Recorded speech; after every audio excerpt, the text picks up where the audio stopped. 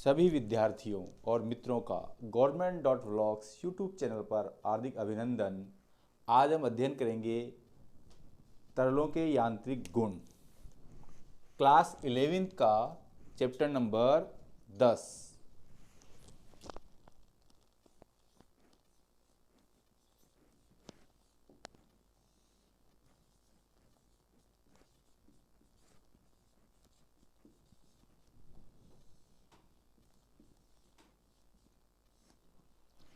जिसे हम अंग्रेजी में कहते हैं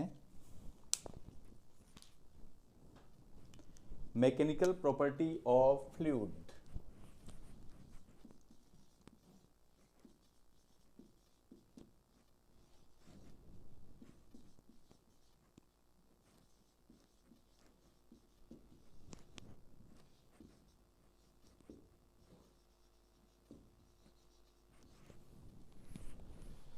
प्यारे विद्यार्थियों, पिछले वाला जो चैप्टर 9 था उसमें हमने अध्ययन किया था कि संसार में सभी वस्तुएं द्रव्य अर्थात पदार्थ से बनी हुई है। संसार की सभी वस्तुएं या तो द्रव्यों से बनी है अर्थात या पदार्थों से बनी है। हम ये भी जानते हैं कि आधुनिक विज्ञान में पदार्थ को दो मुख्य भागों में विभाजित किया गया है। पहला जो भाग है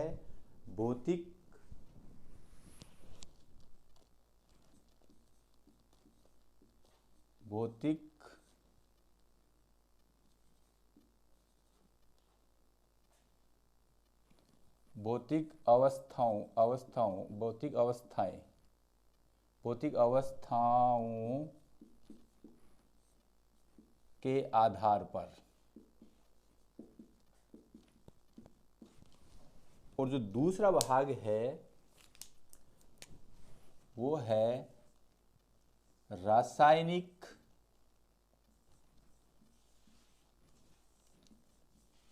संघटन के आधार पर। यह मैं लिख सकता हूं कि संसार में सभी वस्तुएं द्रव्यों अर्थात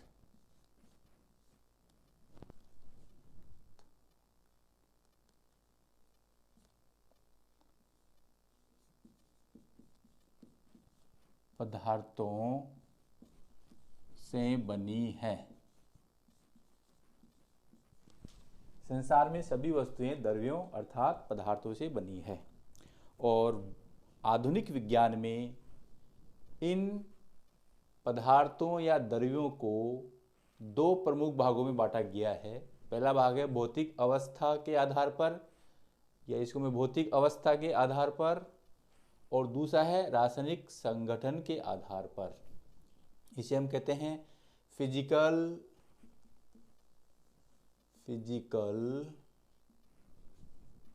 स्टेट्स ऑफ सब्सटेंस, और इसे हम कहते हैं chemical composition of substance. Students, science जब हम पढ़ते हैं तो थोड़ी थोड़ी इंग्लिश चलती है, इससे कुछ मीनिंग स्पष्ट हो जाती हैं। अब भौतिक अवस्था के आधार पर जो पदार्थ है वो 3 प्रकार का होता है। Number 1, number 2, number 3। ठोस, द्रव्य एवं गैस। ठोस मतलब सॉलिड, लिक्विड एंड गैस। प्यारे विद्यार्थियों, पिछली क्लास में देखा था कि जब पदार्थ के कण अंतर परमाणुक बलों से बंधे होते हैं अर्थात उनका घनत्व सर्वाधिक होता है, तो उसे हम कहते हैं ठोस। और हमने ये भी देखा था कि जो ठोस होता है उसका आकार और आयतन निश्चित होता है। जैसे मान लो कि ये कोई आपका स्टोन है या पत्थर है, ये जब जमीन पे रखा है तब भी पत्थर है, और यदि मैं इसको मेज पे रख दूंगा तब भी क्या रहेगा, ये आपका पत्थर ही रहेगा। अर्थात इसको अपन कहीं भी ले जाएं, ना तो इसका आकार बदलेगा और ना ही इसका आयतन बदलेगा। ऐसे पदार्थ जिनका आकार और आयतन दोनों निश्चित होते हैं, उन पदार्थों को हम ठोस कहते हैं। जैसे पत्थर, लकड़ी, ये सब क्या है, ठोस हैं। ठोस पदार्थ असंपीड़ित होते हैं या असंपीड़ितता का पालन करते हैं, इनको संपीड़ित नहीं कर सकते हैं। जो ठोस पदार्थ है उनका घनत्व सर्वाधिक होता है। दूसरा आपका आता है द्रव, लिक्विड। जैसे मान लो कि ये आपका कोई बीकर है, इस बीकर में मैंने ये लिक्विड भर रखा है, ये लिक्विड मान लो 500 ml है। अब मैंने एक फ्लास्क लिया,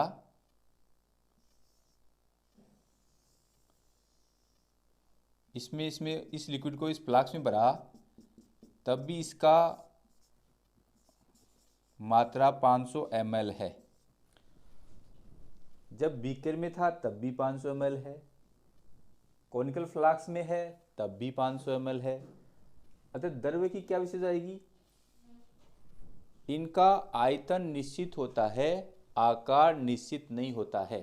इनको जिस पात्र में हम डालेंगे उसी पात्र का आकार ग्रहण कर लेते हैं। जैसे 500 ml को बीकर में डाला तो इसका आकार ग्रहण कर लिया, 500 ml को मैंने कॉनिकल फ्लास्क में डाला तो इसका आकार ग्रहण कर लिया। अच्छा, द्रव्य वो पदार्थ हैं जिनका आकार अनिश्चित होता है और आयतन निश्चित होता है।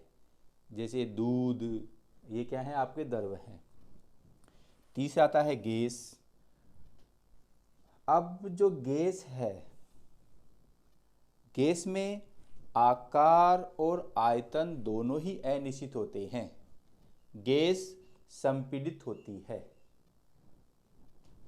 गैस संपीड़ित होती है, अर्थात इसमें गैस का घनत्व ठोस और द्रव में सबसे कम होता है, जबकि द्रव में घनत्व ठोस से कम और गैस से ज़्यादा होता है। दूसरा, आधुनिक विज्ञान में जो पदार्थों का वर्गीकरण मुख्य रूप से 2 प्रकार से होता है, उसमें हमने देखा कि भौतिक अवस्था के आधार पर 3 प्रकार के होते हैं, और शॉर्ट एंड स्विच में इनका थोड़ा सा हमने अध्ययन किया। और दूसरा है रासायनिक संगठन के आधार पर, केमिकल कंपोजिशन ऑफ सब्सटेंस। इसके आधार पर भी जो पदार्थ होते हैं वो 2 प्रकार के होते हैं, 3 प्रकार के होते हैं। नंबर 1 तत्व, नंबर 2 यौगिक अयम, नंबर 3 मिश्रण, इसे हम बोलते हैं एलिमेंट, इसे हम बोलते हैं कंपोनेंट्स, और ये आप होता है मिक्सचर। केमिस्ट्री में आपने तत्व, यौगिक और मिश्रण देखा होगा। तो इस प्रकार हम देख रहे हैं कि जो पदार्थ है आधुनिक विज्ञान में मुख्य रूप से 2 प्रकार से विभाजित किया जाता है। नंबर 1 भौतिक अवस्था के आधार पर, ये भौतिक अवस्था के आधार पर 3 प्रकार का होता है। नंबर 2 रासायनिक संगठन के आधार पर, रासायनिक संगठन 3 प्रकार का होता है, तत्व, यौगिक एवं मिश्रण। आशा करता हूँ कि आपको ये बात समझ में आई होगी।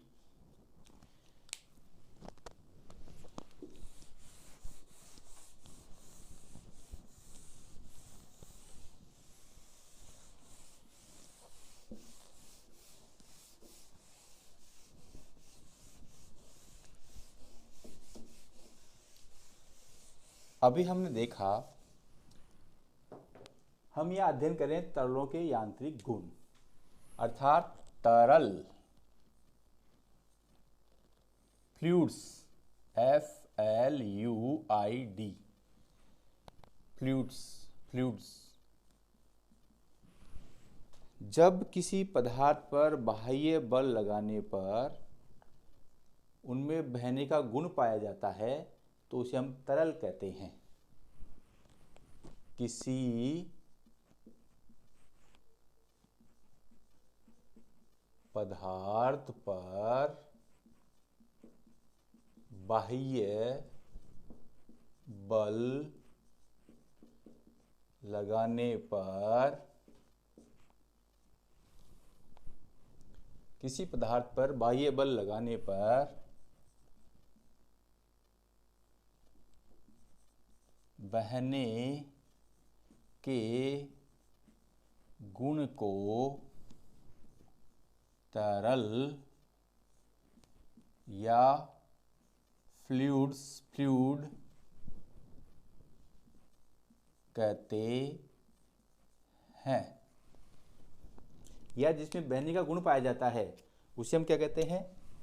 तरल, फ्लूइड। अब यहाँ पर जो तरल होते हैं, तरल जो होते हैं वो द्रव्य और गैस, द्रव्य और गैसें को, द्रव और गैसों को तरल मानते हैं।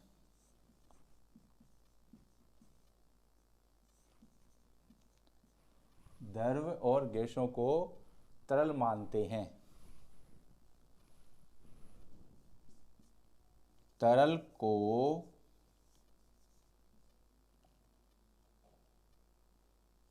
को जिस पात्र में ढाला जाता है, तरल को जिस पात्र में ढाला जाता है उस पात्र का आकार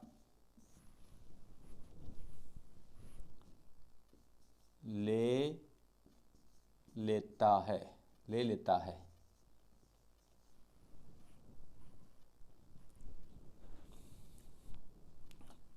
तो वे पदार्थ जिन पे बाह्य बल लगाने पर बहने का गुण पाया जाता है उन्हें हम तरल कहते हैं। और भौतिक विज्ञान की जिस शाखा में इनका अध्ययन किया जाता है उसे हम तरल यांत्रिकी कहते हैं। भौतिक विज्ञान की जिस शाखा में इनका अध्ययन किया जाता है उसे हम तरल यांत्रिकी कहते हैं। तो तरल यांत्रिकी दो प्रकार की होती है। भौतिक विज्ञान की जिस शाखा में तरलों का अध्ययन किया जाता है उसे हम तरल यांत्रिकी कहते हैं। तरल यांत्रिकी दो प्रकार की होती है। नंबर 1, द्रव्य स्थितिकी, और नंबर 2,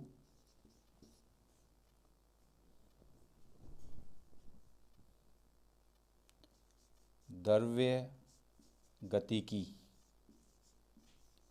या इसे हम तरल स्थितिकी और तरल गतिकी भी बोलते हैं।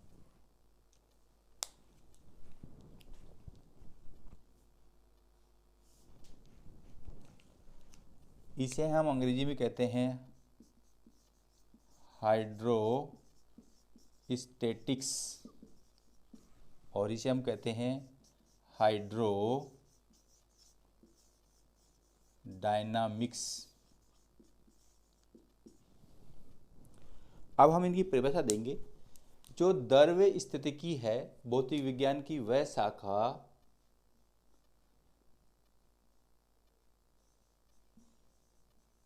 भौतिक विज्ञान की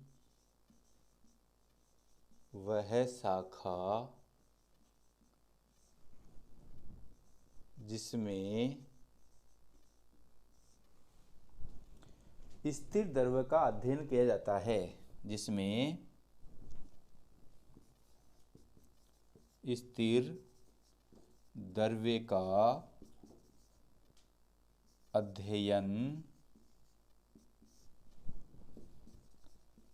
किया जाता है, उसे द्रव्य स्थितिकी या हाइड्रोस्टैटिक्स कहते हैं।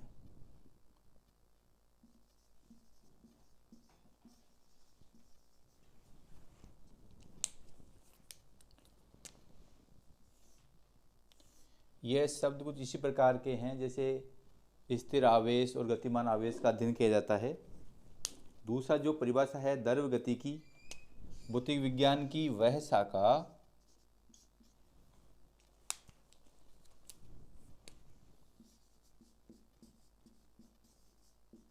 भौतिक विज्ञान की वह शाखा जिसमें यहाँ पे स्थिर था, यहाँ पे क्या हो जाएगा गतिशील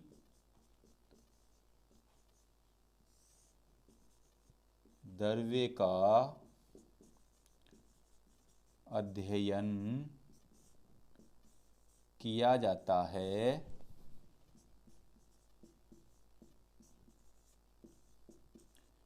उसे द्रव्य गतिकी या हाइड्रोडायनामिक्स कहते हैं।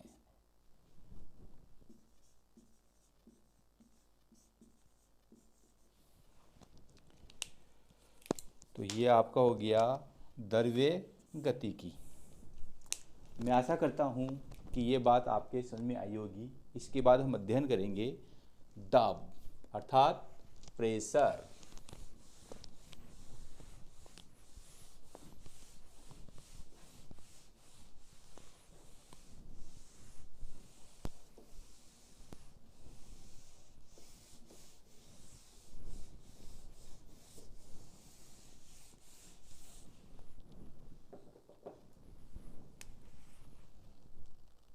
नेक्स्ट अपना टॉपिक आता है दाब। अंग्रेजी होते हैं प्रेशर, PRESSURE।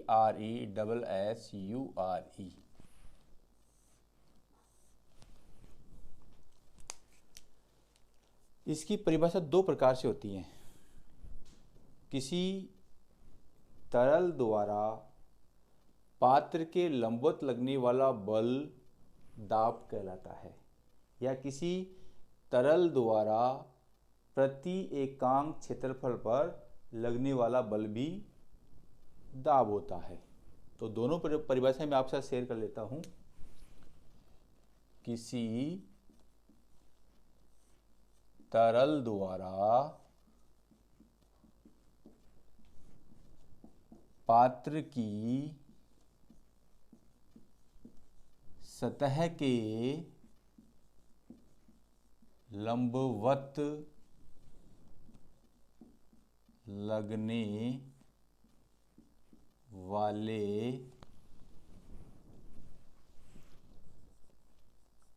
बल को दाब कहते हैं।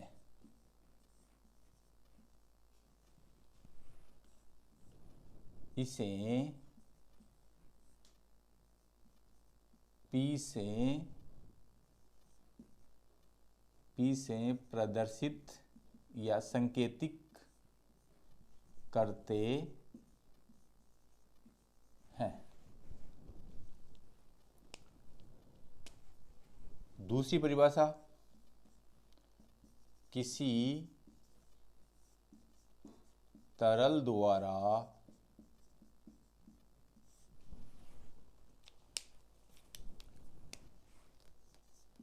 प्रति एकांक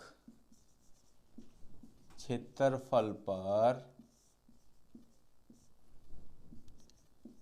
लगने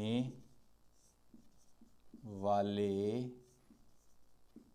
बल को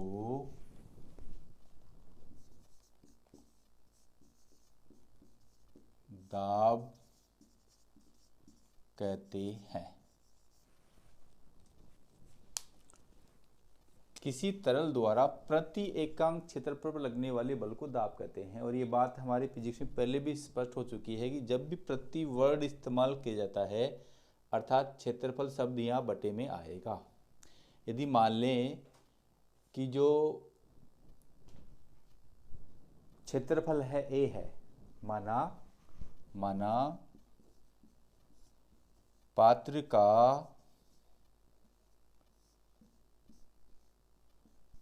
क्षेत्रफल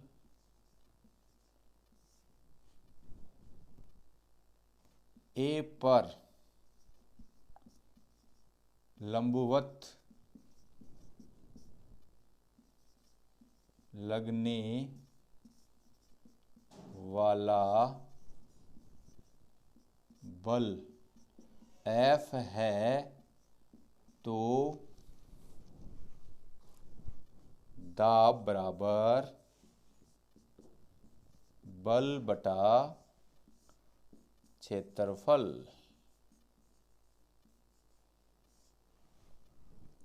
दाब को देखो हमने P से लिखा है और बल को हम जानते हैं F से लिखते हैं और क्षेत्रफल को A से लिखते हैं।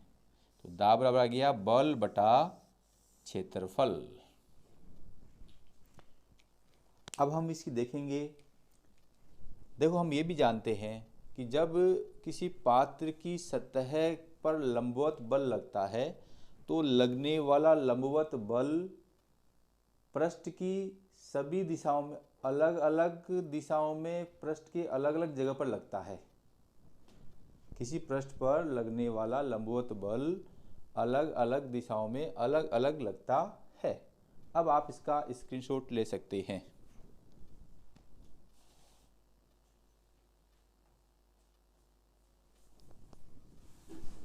अब दाब के बारे में नंबर 1 पढ़ेंगे, दाब का मात्रक या इकाई।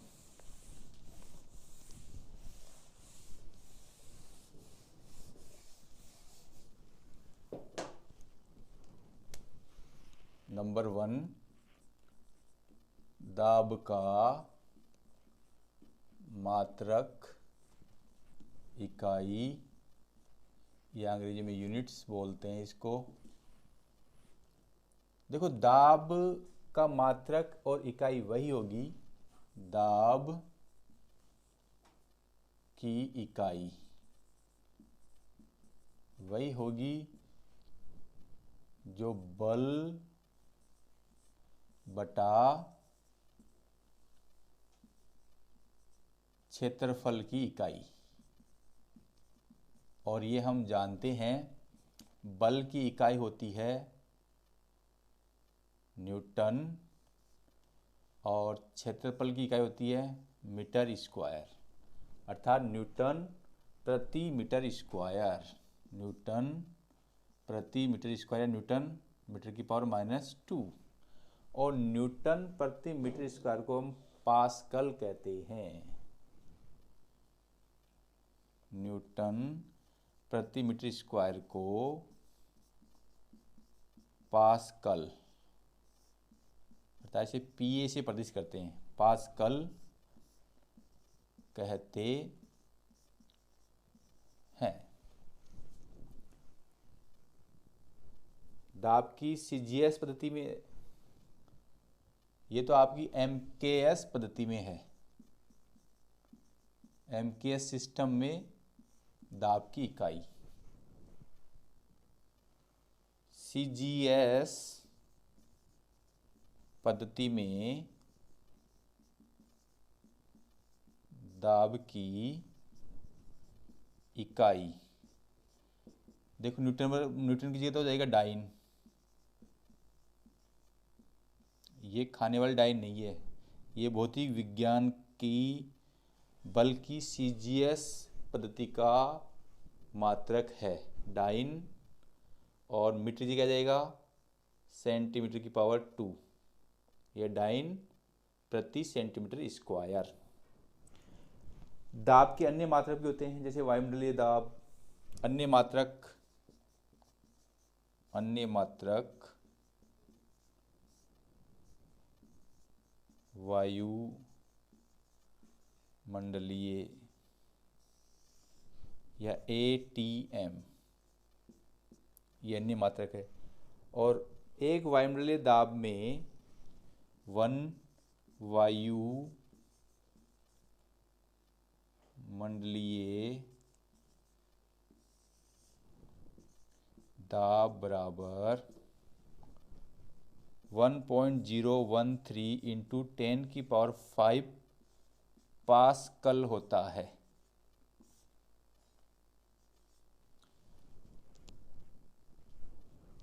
दूसरी जो इसमें आती है वो है आपका दाब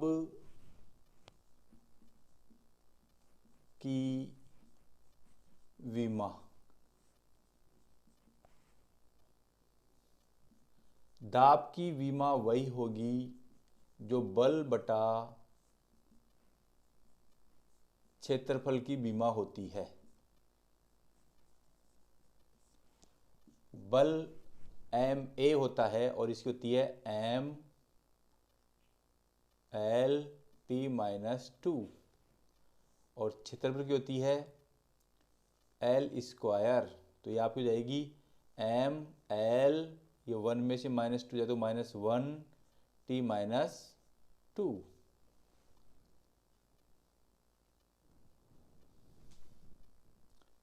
और जो थर्ड नंबर है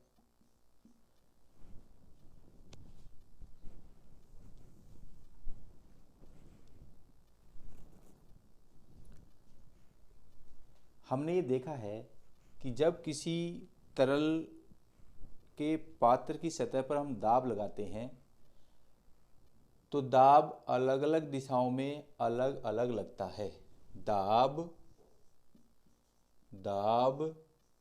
अलग अलग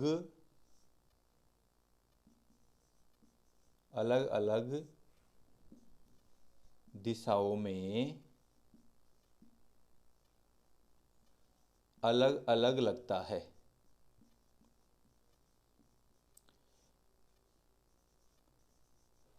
जिसका आगे हम और विस्तार से अध्ययन करेंगे।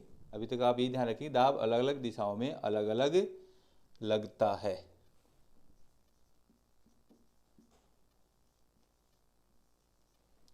अतः दाब एक प्रदिश, जो अदिश और सदिश नहीं होता है उसे हम प्रदिश कहते हैं, प्रदिश भौतिक राशि होती है। प्रदिश भौतिक राशि होती है। आशा करता हूं कि इतना आपको समझ में आया होगा। अब आप इसका स्क्रीनशॉट ले सकते हैं।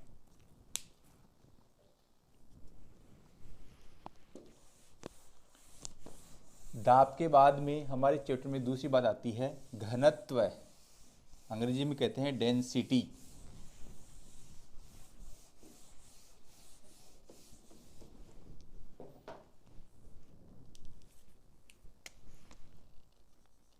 घनत्व,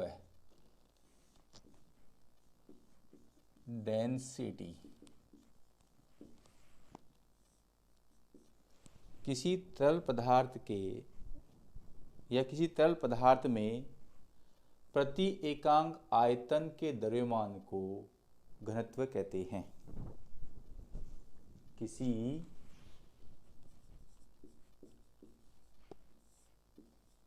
तरल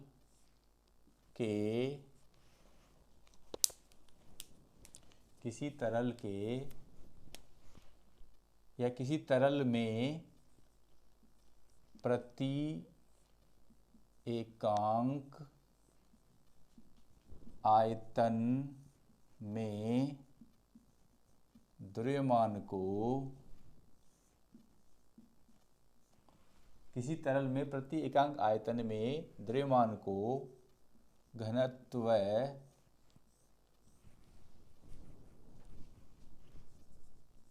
कहते हैं। यदि तरल का द्रव्यमान m और आयतन v है, माना तरल का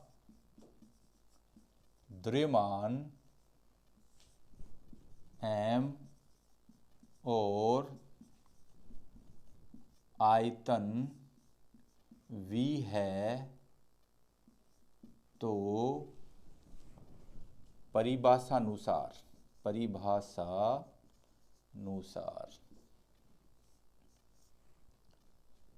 घनत्व बराबर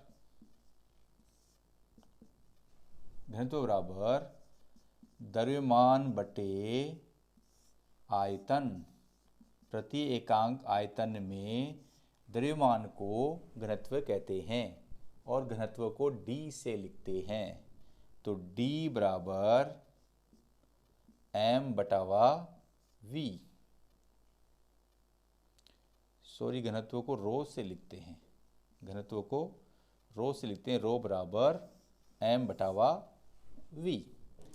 जैसा कि हमने भौतिक विज्ञान में चैप्टर नंबर 2 में पढ़ा है कि प्रत्येक भौतिक राशि की हम विमा भी निकालते हैं और मात्रक निकालते हैं। यहाँ पर भी हम घनत्व की मात्रक भी ज्ञात करेंगे और विमा भी ज्ञात करेंगे।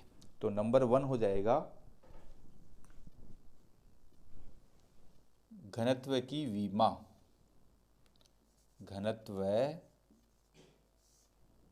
का मात्रक। तो घनत्व का मात्रक वही होगा जो m अपॉन v का मात्रक होगा। तो घनत्व का मात्रक बराबर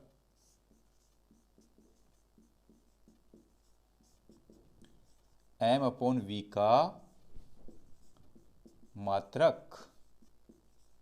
m का मात्रक होता है kg और v का मात्रक होता है m की पावर 3, अर्थात kg प्रति मीटर क्यूब, इसका क्या होगा, मात्रक होगा। दूसरा इसमें आता है घनत्व की विमा, घनत्व की विमा, डायमेंशन ऑफ डेंसिटी। तो रो की विमा वही होगी जो m अपॉन v की विमा होगी। m की विमा होती है m की पावर 1 और v की विमा होती है l की पावर 3। तो ये हो जाएगी m की पावर 1 l की पावर -3 t की पावर 0। ये इसकी हो गई विमा। अब देखो, द्रव्यमान आपकी अदिश राशि है, आयतन आपकी अदिश राशि है, तो इन दोनों पर जो घनत्व निर्भर करता है वो भी क्या होगी, अदिश राशि होगी। तीसरा टॉपिक हो जाएगा घनत्व एक अदिश राशि होती है। घनत्व एक अदिश भौतिक राशि है।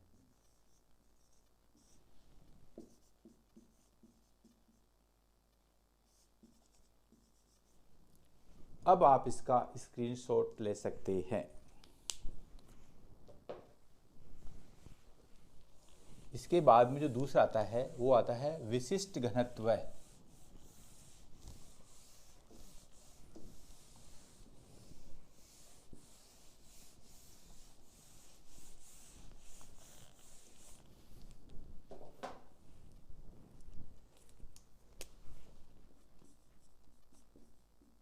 विशिष्ट घनत्व, स्पेसिफिक डेंसिटी।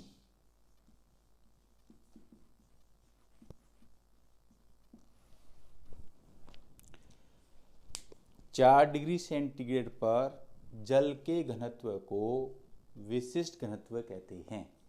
4 डिग्री सेंटीग्रेड पर 4 डिग्री सेंटीग्रेड पर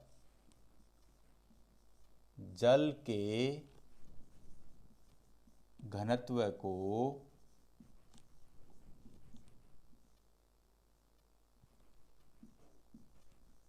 विशिष्ट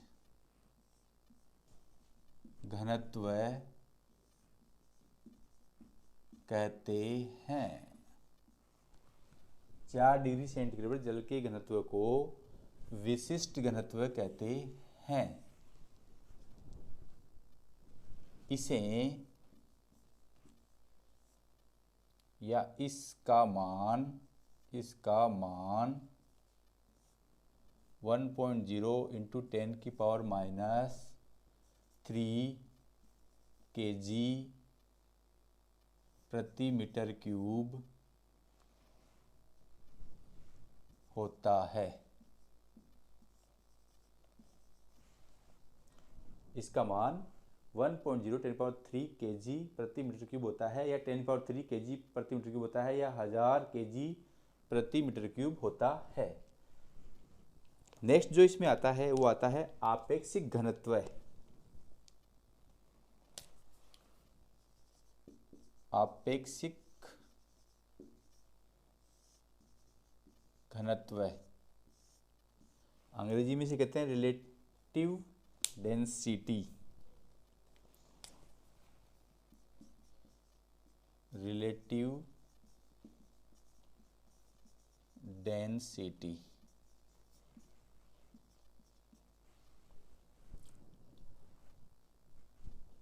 किसी पदार्थ का घनत्व और विशिष्ट घनत्व के अनुपात को आपेक्षिक घनत्व कहते हैं।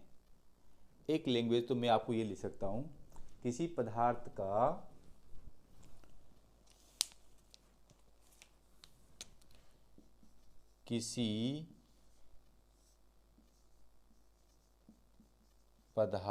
का घनत्व तथा विशिष्ट घनत्व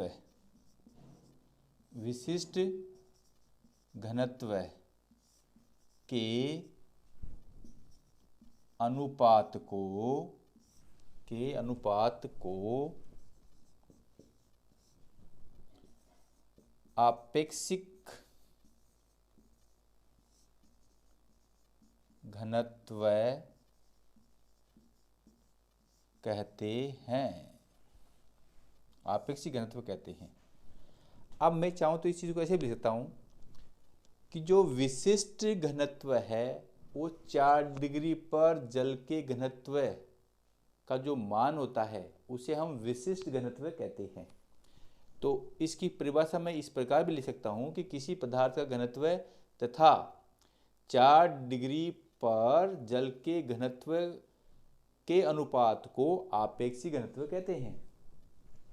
बात वही है, केवल लिखने का तरीका अलग हो गया, क्योंकि इसकी परिभाषा को मैंने यहाँ पुट कर दिया है। किसी पदार्थ का घनत्व तथा 4 डिग्री सेंटीग्रेड पर जल के घनत्व के अनुपात को आपेक्षिक घनत्व कहते हैं। तो इसके अनुसार, तो परिभाषा अनुसार सूत्र हो जाएगा, परिभाषानुसार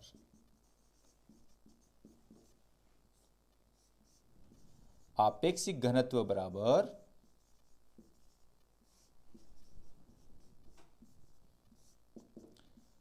पदार्थ का घनत्व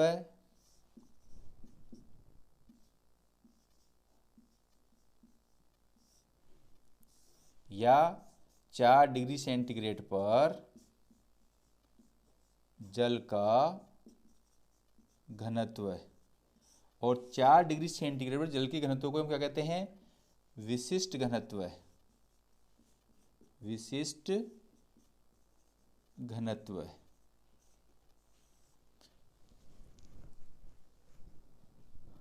आपेक्षिक घनत्व को हम रो आर से प्रदर्शित करते हैं। इसे रो आर से प्रदर्शित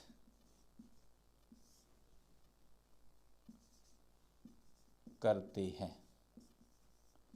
जहां भी रो आर लिखा होगा रिलेटिव डेंसिटी अर्थात रो आर अर्थात आपेक्षिक घनत्व है। तो रो आर बराबर हो जाएगा पदार्थ का घनत्व, पदार्थ का घनत्व बटे 4 डिग्री सेंटीग्रेड पर जल का घनत्व। अब आप इसका स्क्रीनशॉट ले सकते हैं। आशा करता हूं कि आपने इसका स्क्रीनशॉट ले लिया होगा। अब एक उदाहरण के माध्यम से मैं इस आपेक्षिक घनत्व वाले टॉपिक को क्लियर करने का प्रयास करूंगा।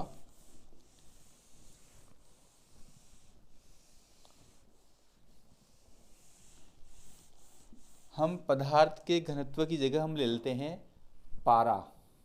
जो पारा है, तो उदाहरण के लिए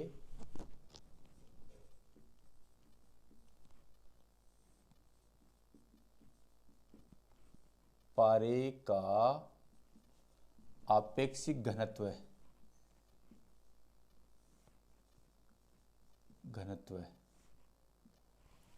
मेरा पदार्थ क्या गया, पारे का आपेक्षिक घनत्व। तो यहां क्या हो जाएगा, पारे का